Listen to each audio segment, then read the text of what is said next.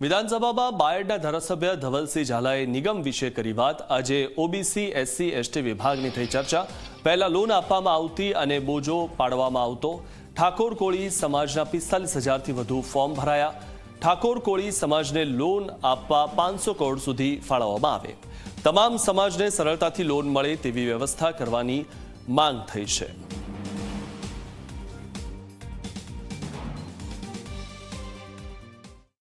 આ વખતે હજારોની સંખ્યામાં ફરિયાદો છે। ઠાકોર કોળી વિકાસ નિગમની એકલી વાત કરું તો 45,000થી પણ વધુ ફોર્મ ભરાયા છે।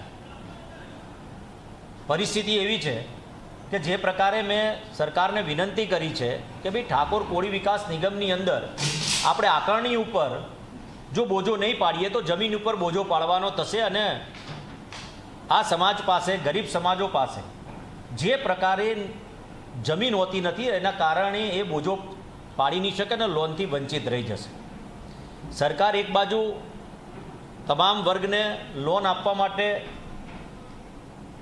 કરોડો રૂપિયા આપે છે, પરંતુ એક જ્ઞાતિ સમીકરણના આધાર ઉપર ક્યાંક ને ક્યાંક ઓછા પણ પડતા હોય છે। વિનંતી કરું છું કે ઠાકોર કોળી વિકાસ નિગમને 500 કરોડ રૂપિયા સુધીની લોન આપવા માટે સરકાર વિચાર કરે।